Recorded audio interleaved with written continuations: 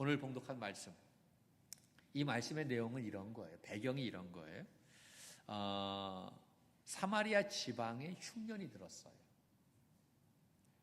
많은 사람이 그 일로 인해서 고통을 당합니다. 흉년이 들으니까 먹을 것이 없었던 거예요. 그런데 이러한 상황 가운데 있을 때 어떠한 일이 일어나게 되냐면 아람 나라 이 베나닷 왕이 군대를 이끌고 이 사마리아 성을 포위해 버렸어요. 그러자 외부로부터 간간히 들어오던 그러한 양식마저도 완전히 다 끊어지게 되어졌다는 거예요. 그러니까 성 안에 있는 사람들은요 먹고 살 길이 막막하게 되어졌다는 거예요. 오늘 7장의 말씀을 읽었는데 6장 말씀을 보면, 열왕기하 6장 말씀을 보면 상황이 얼마나 심각하냐면 먹을 것이 없으니까 자기들의 아이들을 먹는 거예요. 제비 뽑아가지고 누가 먼저 제비 뽑히나. 그래서 오늘은 너 아들 먹고, 그러면 내일은 누구 아들 먹어야 되니? 내 자식을 삶아서 먹어야 되니. 그런데 먼저 먹어서 다른 자식을. 근데 우리 자식을 먹으려고 하니까 너무나 안타까운. 그래서 빼돌려서 숨겼어. 그래서 싸움이 나고 뭐 여러 가지.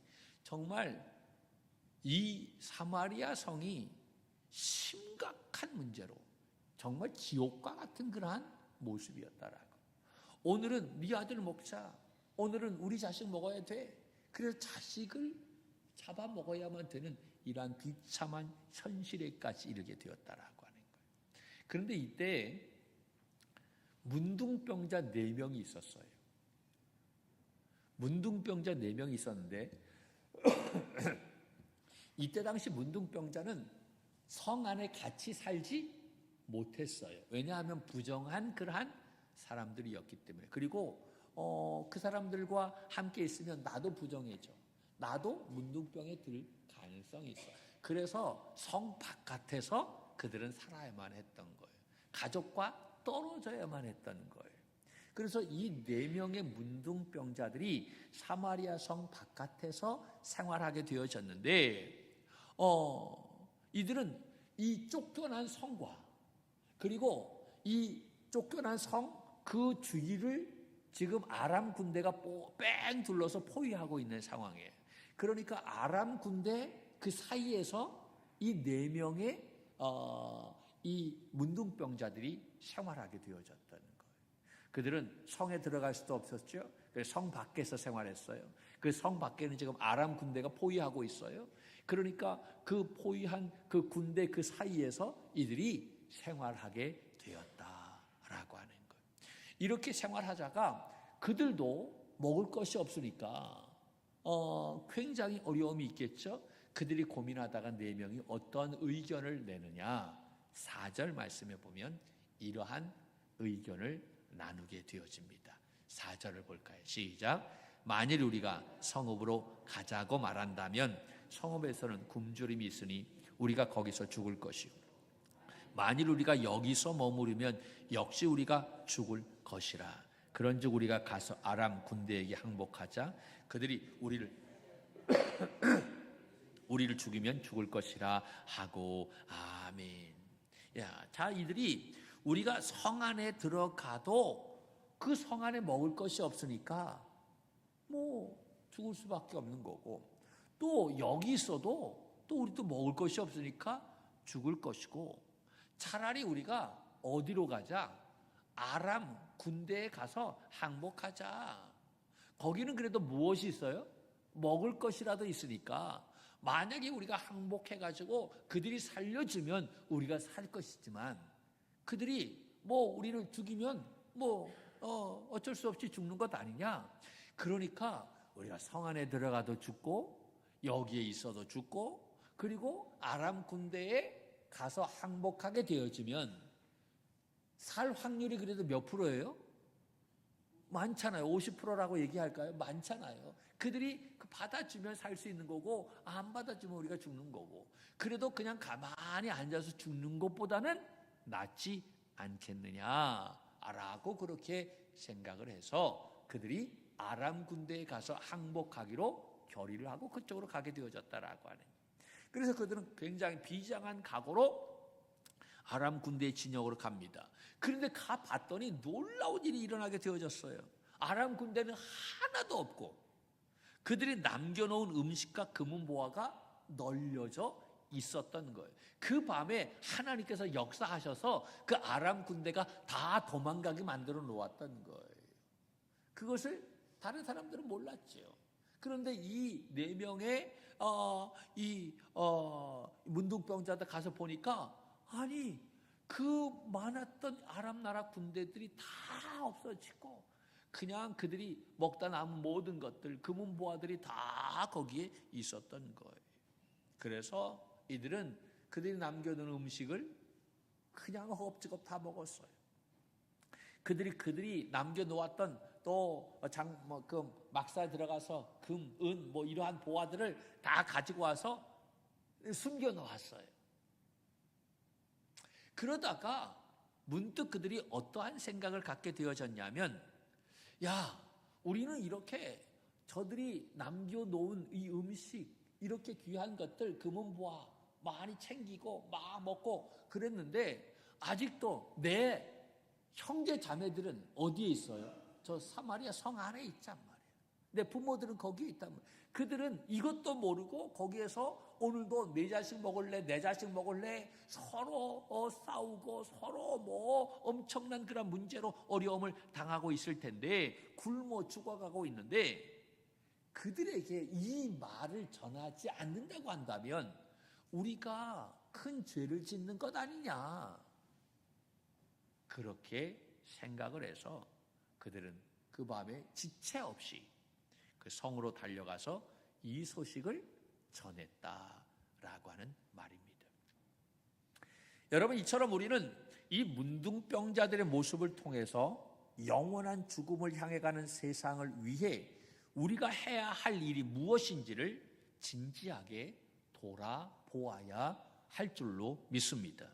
그러므로 오늘 말씀이 우리에게 주는 교훈이 바로 뭐냐?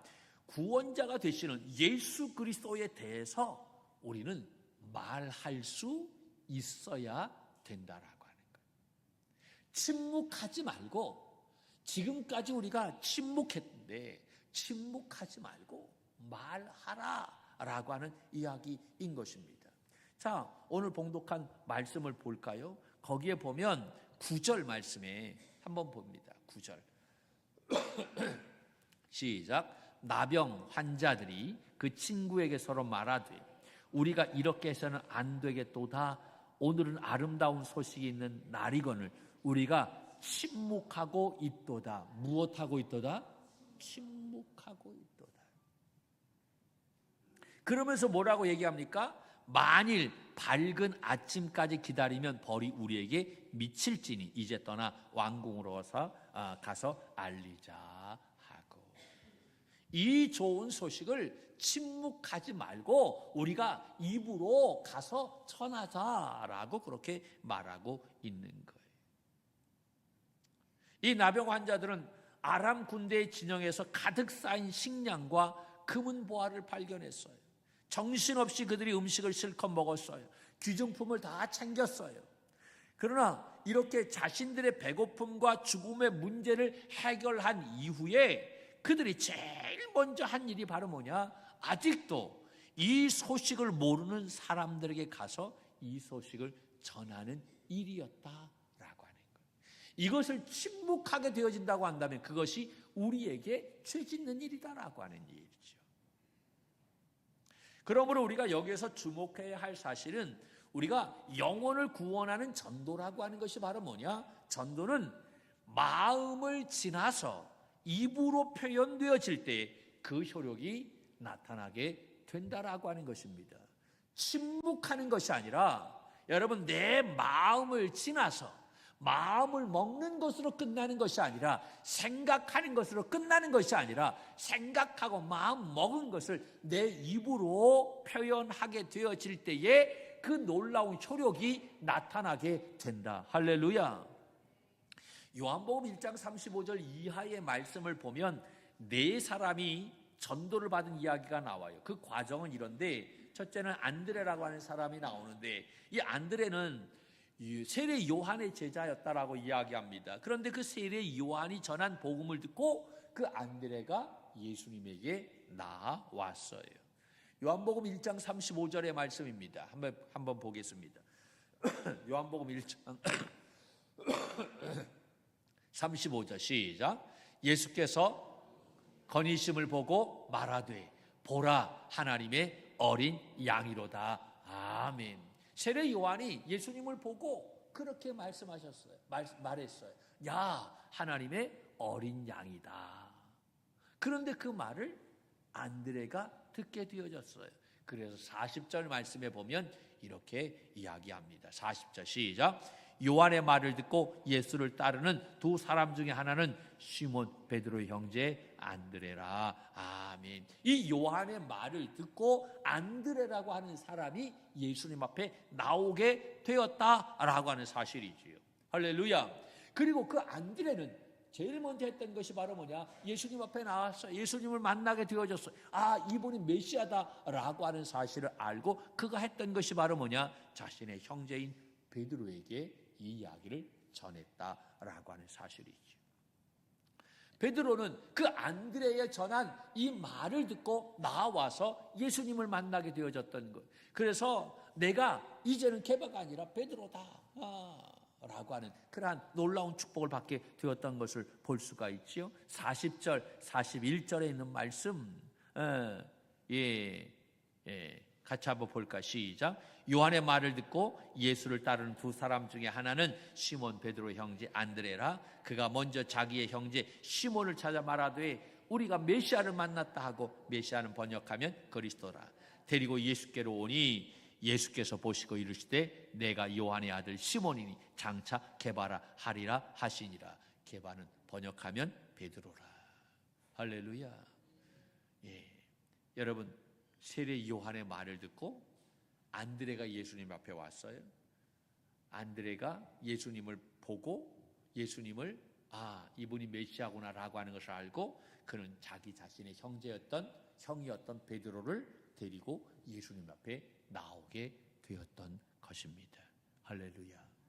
여러분, 그 베드로가 예수님의 수제자가 되었다라고 하는 거예요. 여러분, 우리도 몰라요. 우리가 데리고 온 사람이 여러분 예수님의 이러한 훌륭한 제자가 되어질는지 누가 알겠어요? 내가 정말 이러한 귀한 사람을 데려올 수 있다라고 하는 사실을 믿으시기를 바랍니다. 그것이 우리의 자녀가 되어질 수가 있고요.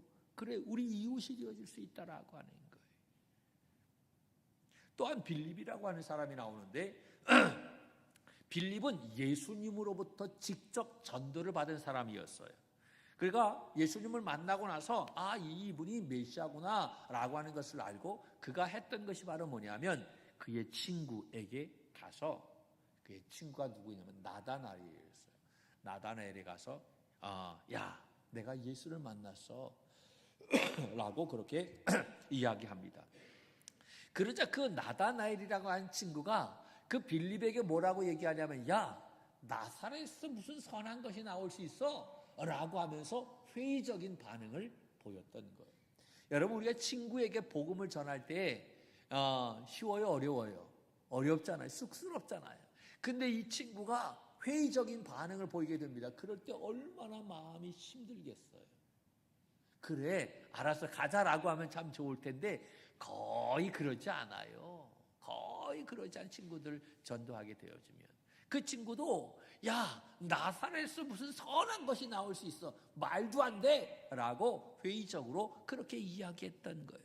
그때 빌립이 주저하지 않고 그의 친구 나다나엘에게 했던 것이 바로 뭐냐? 따라서 한번 해볼 거예요. 와서 보라. 한 번 더, 와서 보라. 할렐루야. 다른 말 하지 마세요. 와서 봐 라고 이야기했어요. 그 말에 그 나다나엘이 예수님 앞에 왔던 거예요. 그 예수님 보니까 정말 예수님이 메시아였던 거예요. 그래서 그가 당신은 하나님의 아들이십니다 라고 믿음의 고백을 하게 되어졌고, 그가 주님을 따르는 제자가 되었던 것을 볼 수가 있습니다. 그 나다나엘이 예수님의 12제자 중에 하나인 바돌로메였다라고 하는 사실이지. 여러분, 이 모든 전도는 다 입으로 전달되어졌다는 거예요. 입을 통해서, 입을 열어 마음속에 있는 복음을 전하게 되어질 때 이 전도가 시작이 되어졌다라고 하는 거예요. 그러므로 우리가 입을 열어 복음을 전할 때 비로소 우리의 예비 신자들에게 예수님의 생명의 역사가 나타나게 되는 줄로 믿습니다. 로마서 10장 14절 15절 이렇게 이야기합니다. 함께 볼까요? 시작. 믿지 아니하는 일을 어찌 부르리요, 듣지 못한 일을 어찌 믿으리요. 전파하는 자가 어찌 전파하리요. 기록된 바 아름답도다. 좋은 소식을 전하는 자들의 발이여 함과 같으니라. 아멘. 아멘. 할렐루야. 또 요한복음 4장 말씀에 보면 이 사마리아 여인의 전도 방법도 나오는 것을 볼 수가 있는데, 그가 이 우물교에서 예수님을 만나게 되어졌죠. 아, 이분이 진짜 예수님이구나, 메시아구나 라고 하는 것을 알고 그가 그의 성에 들어가서 많은 사람들에게 내가 예수님을 만났다라고 이야기하게 됩니다. 그러자 모든 사람들이 다 예수님 앞에 나와서 예수님을 만나게 되어져서 그 사마리아 성의 이 수가성이라고 하는 것이 큰 기쁨이 가득했던 것을 볼 수가 있어요. 우리가 전도를 잘하는 사람들, 그들의 그 간증 집회를 들어보면 그들이 가장 중요한 전도 노하우에 대해서 이야기하는데 정말 엄청나게 대단한 것을 말하는 것 같은데 의외로 너무나 간단해서 싱거울 정도입니다. 그들이 무엇을 이야기하냐면 전도 잘하는 정말 가장 중요한 노하우, 비결은 바로 뭐냐? 자랑하는 거다라고 이야기하더라고요. 뭐 하는 거라고요? 자랑하는 거. 뭘 자랑하느냐? 교회를 자랑하는 거예요. 야, 우리 교회 좋다. 한번 해볼게요. 시작. 야, 우리 교회 좋아. 그리고 뭐라고? 야, 뭐가 좋아? 그러면 그때 우리가 뭐라고? 와서 봐 라고 하는 거예요. 더 이상 할 말이 있어요? 없어요. 우리 교회 좋아 라고 이야기했을 때 그 사람의 반응이 시큰둥하다라고 했을 때 그때 우리는 뭐라고요? 와서 봐. 쉽지요? 예, 전도 잘하는 사람들의 노하우라는 거예요. 이거 아무도 안 가르쳐 주는데 가르쳐 준다고 해서 가봤는데 너무 싱겁더라고. 다 자랑. 우리 교회 좋다. 우리 목사님 좋다. 참 너무 쑥스러워 이런 말을 하는 게. 그렇잖아요. 우리 성도님 너무나 좋아. 진짜로? 네가 한번 와서 봐. 결국 전도라고 하는 것은 우리의 입을 열어서 말하는 것입니다. 우리의 임무는 입을 열어 말하는 것인데 그러면 그 결과는 전적으로 주님이 책임져 주신다. 할렐루야. 예, 여러분, 우리가 입을 열어서 복음을 전하는 것입니다. 그런데 내가 생각한 것이, 내가 마음 먹은 것이 이 입으로 나오기까지는요 굉장한 시간이 걸립니다. 이게 보통 어려운 것이 아닙니다. 우리가 생각만 하는 것이 아니라 마음만 먹는 것이 아니라 정말 예수 그리스도의 복음을 내가 만났던 그 예수 그리스도를 내 입으로 전함으로 말미암아 내 주변에 있는 모든 사람들이 다 주님 앞에 나와서 내가 누리는 이 놀라운 축복을 함께 누릴 수 있도록 우리가 힘을 다하는 우리 믿음의 선한 청지기들이 다 되기를 주님의 이름으로 간절히 축복합니다.